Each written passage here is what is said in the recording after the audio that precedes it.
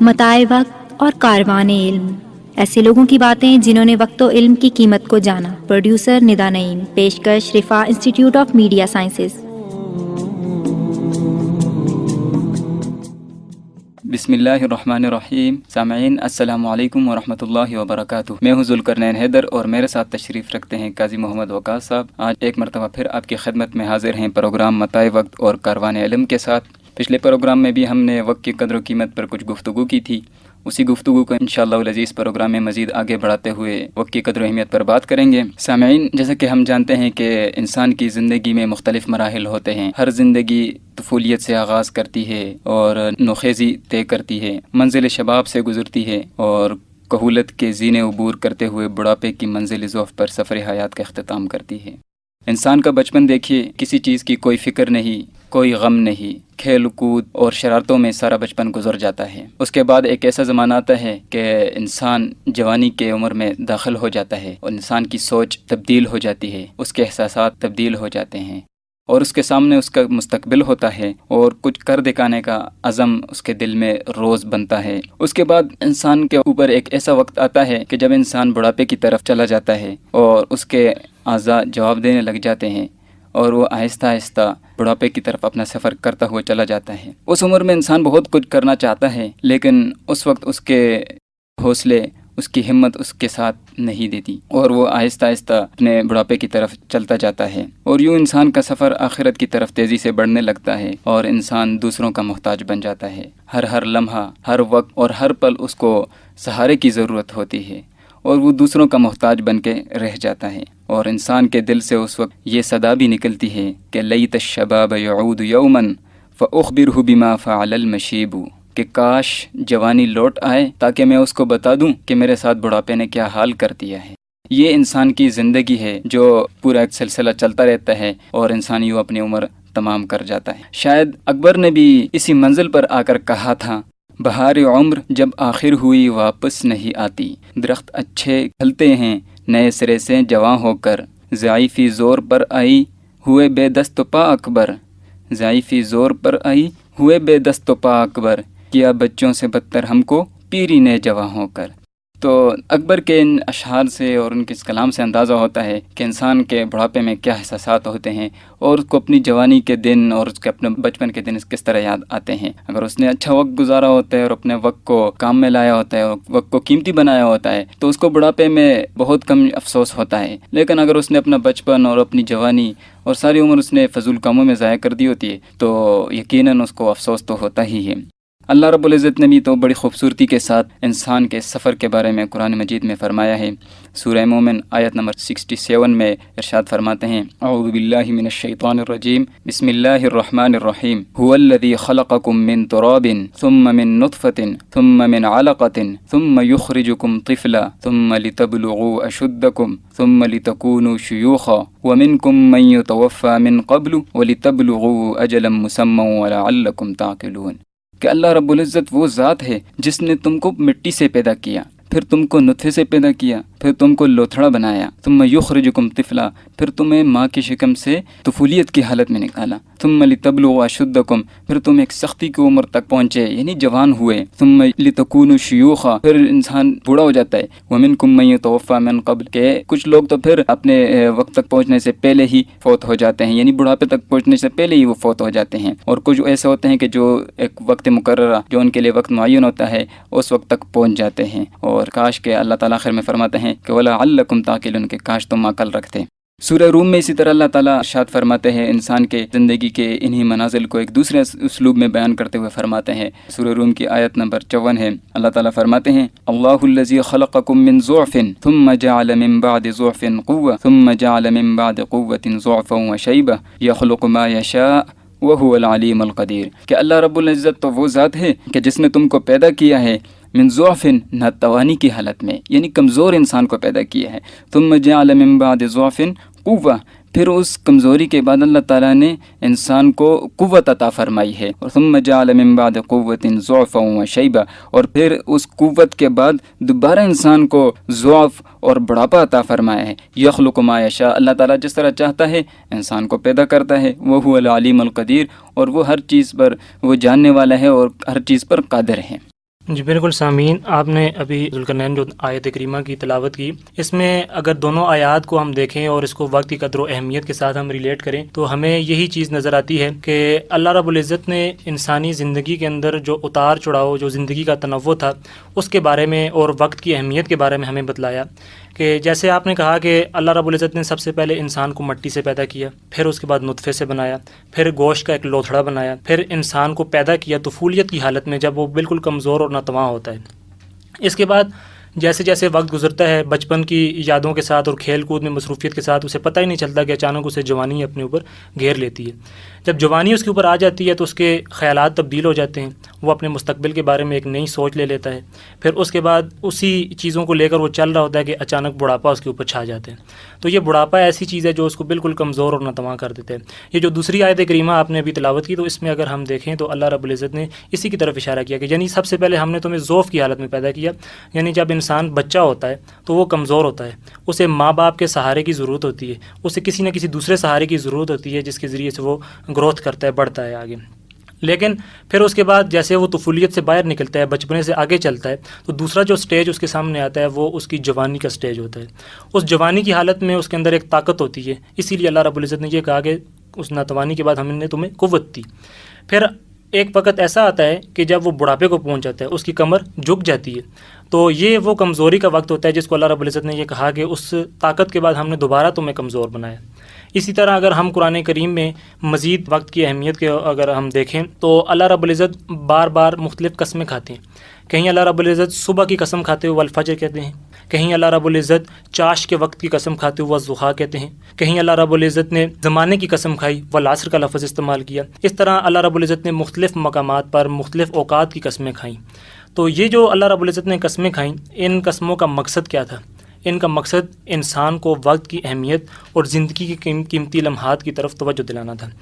اگر ہم شریعت کے احکام پر غور کریں تو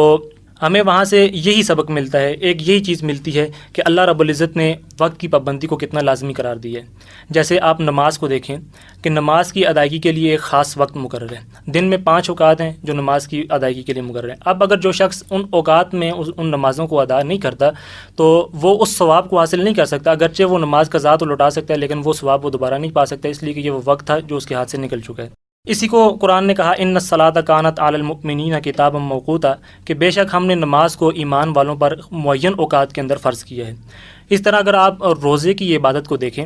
کہ روزہ بھی ایک خاص مہینہ مقرر ہے، جس کے قرآن نے ایام معدود کا لفظ استعمال کیا کہ چند گنے چنے ایام ہیں، کیونکہ اگر جس شخص نے اس وقت کے اندر روزے کی عبادت کو ادا نہ کیا، اگرچہ اس کے بعد وہ پورا سال وہ روزے رکھتا رہے، لیکن وہ رمضان کے ان فضائل اور ان برکات کو حاصل نہیں کر سکتا جو رمضان کے وقت میں رکھنے سے اسے حاصل ہونی تھی۔ اس طرح زکوٰۃ کو اگر آپ دیکھیں، یہ بھی ایک بہت اہم عبادت ہے، اس کے لیے بھی ایک معین وقت گزر جانے کے بعد یہ ہمارے اوپر فرض ہوتی ہے۔ ایک سال مال کے اوپر گزر جاتا ہے تو اس کے بعد ہمارے اوپر زکوٰۃ فرض کی جاتی ہے۔ اب اگر آپ دیکھیں حج جیسی ایک عظیم عبادت ہے، بیت اللہ کا طواف اگر سارا سال سارا وقت کوئی شخص کرتا رہے لیکن ان خاص دنوں میں اگر وہ اس طواف کو نہیں کر رہا تو وہ حج نہیں کہلائے گا، وہ عمرہ ہی ہوگا، اس کو حج کے وہ فضائل اور حج کا وہ ثواب اس کو اس وقت کے علاوہ نہیں مل سکتا۔ اس کے علاوہ اگر آپ دیکھیں تو اور کئی احکام ہیں جن میں وقت کی پابندی کو بہت اہم قرار دیا گیا ہے۔ ان میں جہاں ان احکام کی ادائیگی مطلوب ہے وہاں وقت اور اس میں نظم و ضبط کی اہمیت کا بتلانا بھی مقصود ہے۔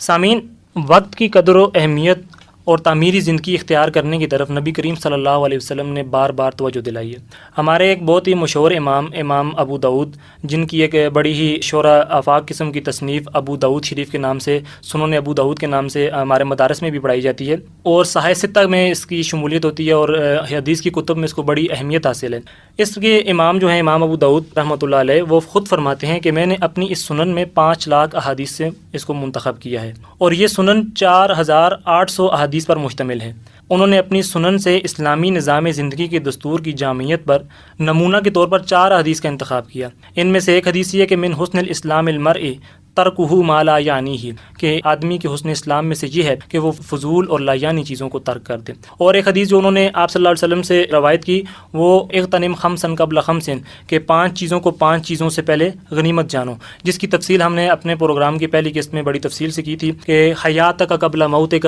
اپنی زندگی کو اپنی موت سے پہلے غنیمت جانو، وصحتک قبل سقمک، اور اپنی صحت کو، اپنی تندرستی کو، اپنی بیماری سے پہلے غنیمت جانو، وفراغک قبل شغلک، اور اپنی فراغت کو اپنی مصروفیت سے پہلے غنیمت جانو، و شبابہ کا قبل حرم کا، اور اپنی جوانی کو اپنے بڑھاپے سے پہلے، و غنا کا قبل فقر کا، اور اپنی مالداری کو، اپنی وسعت کو اپنے فقر سے پہلے غنیمت جانو۔ تو یہ وہ حدیث تھیں کہ جن میں نبی صلی اللہ علیہ وسلم نے بڑے ہی احسن طریقے سے ہمیں وقت کی قدر و اہمیت کے بارے میں توجہ دلائی۔ جی سامعین، قرآن کریم اور حدیث میں اس بات کو دیکھا کہ وقت کی قدر و اہمیت کے بارے میں کس طرح ہمیں توجہ دلائی ہے قرآن کریم میں اللہ تعالیٰ نے۔ اسی طرح حدیث میں ہم نے دیکھا کہ نبی کریم صلی اللہ علیہ وسلم نے مختلف مواقع پر ہمیں زندگی کی اہمیت اور وقت کی قدر و قیمت کے بارے میں ہمیں متوجہ کیا ہے۔ اسی طرح اگر ہم اپنے صحابہ کرام رضوان اللہ تعالیٰ علیہم اجمعین کی زندگیوں کو دیکھیں تو انہوں نے بھی وقتاً فوقتاً وقت کی اہمیت اور زندگی کی اہمیت کے بارے میں ہمیں متوجہ کیا اور لوگوں کو بتلایا کہ زندگی کی کیا اہمیت ہے اور وقت کی کیا اہمیت ہے۔ چنانچہ حضرت ابوبکر صدیق رضی اللہ تعالی عنہ کے بارے میں آتا ہے کہ وہ ہر وقت اللہ تعالیٰ سے یہ دعا کیا کرتے تھے کہ اللہم لا تدعنا فی غمرۃ ولا تأخذنا علی غرۃ ولا تجعلنا من الغافلین۔ فرماتے ہیں اللہم لا تدعنا فی غمرۃ، اے اللہ رب العزت ہمیں شدت میں نہ چھوڑیے، ولا تأخذنا علی غرۃ، اور ہمیں غفلت کی حالت میں ہمارا مواخذہ نہ کیجیے، یعنی ہمیں غفلت کی حالت میں ہمیں معاف کیجیے اور ہمارا مواخذہ نہ کیجیے، ولا تجعلنا من الغافلین، اور ہمیں غافلوں میں سے ہرگز نہ کیجیے۔ تو اس سے اندازہ ہوتا ہے کہ وہ کس طرح متفکر تھے اس بارے میں کہ ہم اپنی زندگی کو بامقصد بنائیں اور اپنے لمحات کو قیمتی بنائیں۔ اسی طرح حضرت عمر فاروق رضی اللہ تعالیٰ عنہ کی زندگی کو ہم دیکھیں تو انہوں نے اپنا وقت کس طرح قیمتی بنایا اور کس طرح زندگی کی اہمیت کو جانا۔ تو وہ بھی اللہ تعالیٰ سے ایک دعا کرتے تھے، بڑی مشہور دعا ہے ان کی کہ اللہم انا نسألک صلاح الساعات والبرکۃ فی الاوقات، کہ اے اللہ رب العزت ہم آپ سے سوال کرتے ہیں زندگی کی ساعات کی، زندگی کی گھڑیوں کی، زندگی کے لمحات کی بہتری کی اور اوقات میں برکات کی، کہ ہمارے اے اللہ رب العزت ہماری زندگی کو بامقصد بنا دیجیے اور ہمارے اوقات میں برکت ڈال دیجیے۔ فرمایا کرتے تھے کہ جب میں کسی کو فارغ دیکھوں تو میری طبیعت پر یہ بات بڑی گراں گزرتی ہے کہ نہ تو وہ شخص دین کے کام میں مصروف ہے اور نہ ہی وہ دنیا کے کام میں مصروف ہے، یعنی سارا وہ وقت جو ہے نا وہ کسی نہ کسی فضول کاموں میں ضائع کر دیتے ہیں۔ اور فرماتے ہیں کہ مجھے یہ بات بڑی عجیب سی لگتی ہے اور طبیعت پہ یہ بات میری بڑی گراں گزرتی ہے۔ جی بالکل، یہ اگر ہم غور کریں تو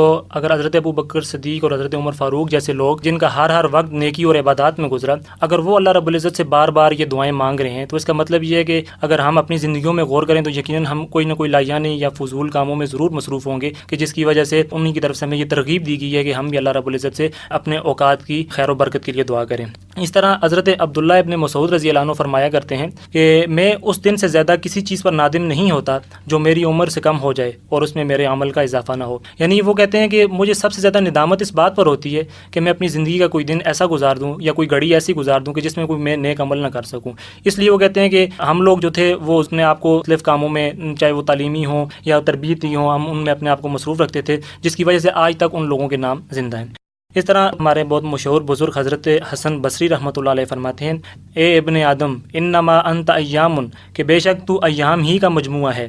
فَإِذَا ذَهَبَ يَوْمٌ ذَهَبَ بَعْضُكَ، جب ایک دن گزر جائے تو یوں سمجھ کہ تیرا ایک حصہ گزر چکا ہے۔ اور فرماتے تھے کہ میں نے ایسی قومیں بھی دیکھی ہیں کہ جن کے ہاں وقت کی قدر و قیمت تمہارے دنانیر و درہم کی محبت سے بہت زیادہ تھی۔ یعنی جس طرح ہم لوگ پیسے کے پیچھے بھاگ رہے ہیں، ہر بندہ نفسا نفسی کے عالم میں وہ یہ چاہ رہا ہے کہ میں پیسہ کما لوں، وہ کہتے ہیں کہ ہم نے ایسی قوموں کو دیکھا جن کے نزدیک درہم اور دنانیر کی کوئی حیثیت نہیں تھی، بلکہ انہوں نے اپنے وقت کو کام میں لایا اور تاریخ آج تک انہیں اس وجہ سے یاد رکھتی ہے۔ 6 صدی ہجری کے مشہور عالم دین علامہ ابن الجوزی رحمۃ اللہ علیہ نے اپنے صاحبزادے کے لیے ایک نصیحت نامہ لکھا۔ اس نصیحت نامے میں انہوں نے بہت سے اچھے نصائح ان کو کیے، لیکن سب سے امپورٹنٹ جو چیز تھی وہ وقت کی قدر و اہمیت کے بارے میں اس میں انہوں نے لکھی۔ وہ لکھتے ہیں کہ بیٹے، زندگی کے دن چند گھنٹے، چند گھڑیوں سے عبارت ہیں، زندگی کا ہر سانس گنجینہ ایزدی ہے، ایک ایک سانس کی قدر کیجیے کہ کہیں بغیر فائدے کے نہ گزر جائے، تاکہ کل قیامت میں زندگی کا دفینہ خالی پا کر اشک ندامت نہ بہانے پڑیں۔ ایک ایک لمحے کا حساب کریں کہ کہاں صرف ہو رہا ہے اور اس کی کوشش میں رہیں کہ ہر گھڑی کسی مفید کام میں صرف ہو۔ بیکار زندگی گزارنے سے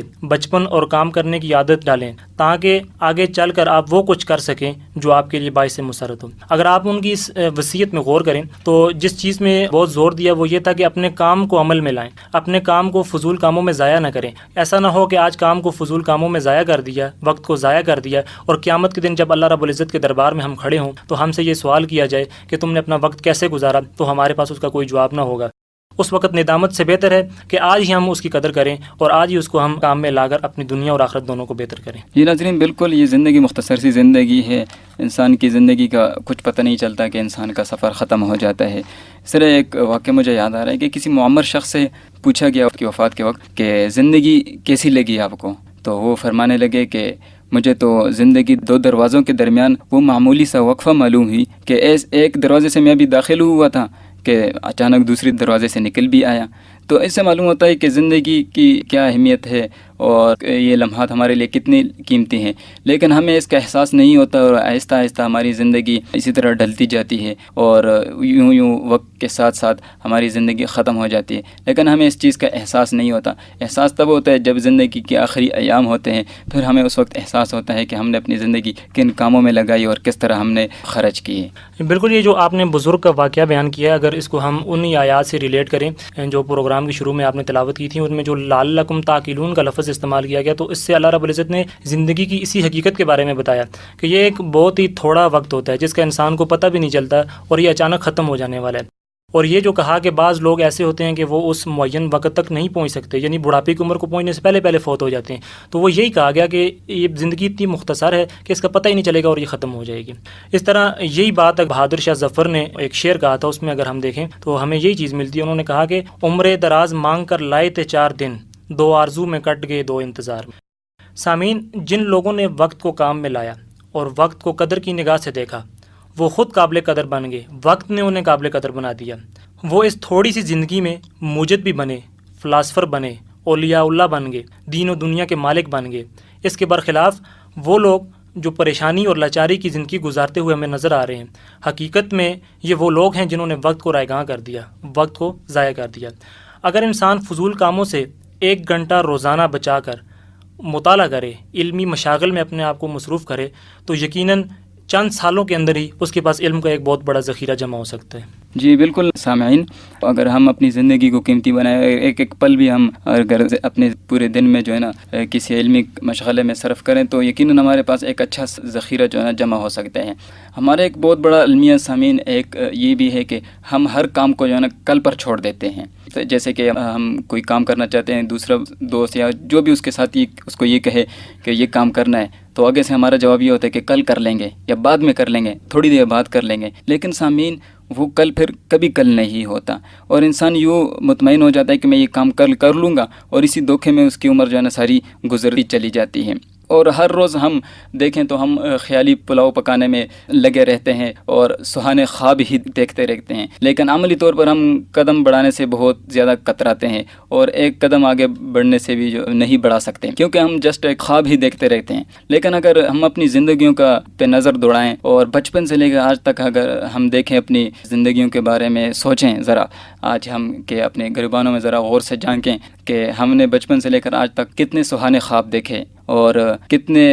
ہم نے اپنی زندگی کے لیے کچھ کرنے کی ٹھانی اور ان پر کتنے حد تک ہم نے عمل کیا اور عملی طور پر ہم نے کتنے کام کیے۔ اگر ان میں سے ہم دیکھیں کہ اگر زیادہ تر ہم نے عملی طور پر کام کیا ان خوابوں پر اور ان خوابوں کو ایک تعبیر دی، تو یقیناً ہم یہ کہہ سکتے ہیں کہ ہم نے اپنا وقت قیمتی بنایا ہے اور ہم نے زندگی سے کچھ نہ کچھ فائدہ اٹھا لیا ہے۔ لیکن اگر ہم دیکھیں کہ ہم نے بچپن سے آج تک صرف سہانے خوابی دیکھے ہیں اور خیالی پلاؤ ہی پکائے ہیں، تو اس کا مطلب یہ ہوا کہ ہم نے یقیناً اپنی ساری زندگی یوں ہی گزار دی ہے اور کوئی فائدہ ہم نے اپنی زندگی سے نہیں اٹھایا ہے۔ لہٰذا ہمارے لیے بہتری یہ ہے کہ آج کے بعد ہم یہ تہیہ کر لیں کہ جو وقت گزر گیا وہ اب واپس آنے والا نہیں ہے۔ آئندہ کے لیے ہم یہ کریں کہ ہم جو کام کرنا چاہیں وہ آج ہی کریں، آج کے کام کو کل پر ہرگز نہ چھوڑیں۔ جی بالکل، یہ حضرت عمر بن عبدالعزیز رحمۃ اللہ علیہ کی اگر سوانح حیات کا ہم مطالعہ کریں تو ان سے ایک مرتبہ کہا گیا، جب وہ کام کرتے کرتے تھک گئے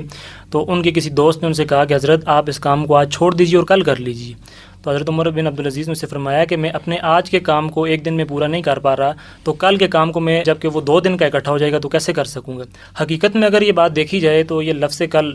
جو ہے یہ ایک دھوکہ ہے جو انسان کو تباہ کرنے پر تلا ہوا ہے۔ انسان جب بھی یہ سوچتا ہے کہ میں یہ کام کل کر لوں گا تو اس کا مطلب ہے کہ وہ کام ضائع ہو چکا ہے، وہ ٹائم ہاتھ سے نکل چکا ہے، وہ وقت اب دوبارہ لوٹ کر آنے والا نہیں ہے۔ ہمارے جتنے بھی اکابرین ہیں، ہمارے جو ہیروز ہیں یا ہمارے جتنے بھی دانا لوگ، حکیم لوگ گزرے ہیں، ان کے ہاں لفظ کل ہمیں کہیں بھی نہیں نظر آئے گا۔ انہوں نے جو بھی کیا آج ہی کیا، فوراً کیا، اور کل کا یا بعد میں انہوں نے کبھی بھی انتظار نہیں کیا۔ اسی سے واقعہ ریلیٹ ہے، لندن افریقن ایسوسی ایشن نے ایک سیاہ لیڈر جن کا نام یارڈ تھا، ان کو افریقہ بھیجنے کے لیے ایک تجویز پیش کی۔ ان سے پوچھا گیا کہ آپ کب تک جانے کے لیے تیار ہو جائیں گے، تو انہوں نے کہا کہ کل تک۔ تو فوراً انہوں نے دوسرے سیاح سے جس کا نام جان جورس تھا اس سے پوچھا کہ تم کب تک جہاز پر پہنچ سکتے ہو، تو اس نے کہا کہ ابھی۔ تو اس کی اس لفظ ابھی اور ان کے لفظ کل میں ڈفرنس دیکھیں، اس ایسوسی ایشن نے فوراً جان جورس کو افریقہ کے ٹور کے لیے بھیج دیا اور یہ جو دوسرے یارڈ تھے ان کو چھوڑ دیا، کیونکہ ان کا لفظ کل جو تھا اس نے ان کو ایسا کرنے سے روک دیا۔ سامعین، جن لوگوں نے کل کے بجائے آج کو کام میں لایا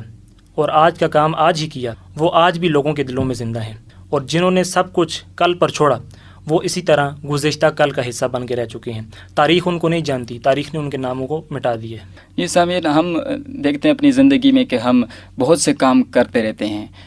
ہم یہ سمجھتے ہیں کہ ہم کوئی اچھا کام کر رہے ہیں، لیکن حقیقت یہ ہوتی ہے کہ وہ ہم فضول یعنی کام کر رہے ہوتے ہیں۔ مجھے ایک واقعہ اس وقت یاد آ رہا ہے ہارون رشید کی دربار کا، کہ ان کے دربار میں ایک شخص نے